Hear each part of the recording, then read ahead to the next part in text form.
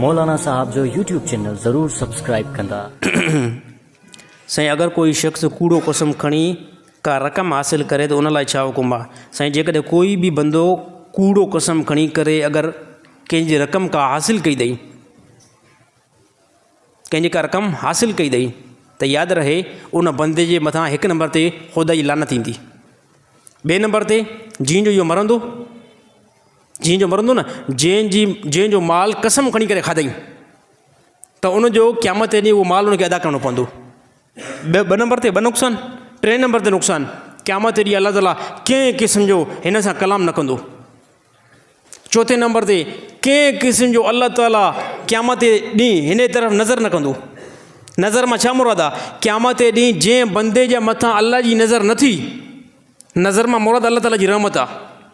जंहिं बंदे जे मथां अल्लाह ताला जी नज़र न थी, इहो बंदो हलाक थी वियो।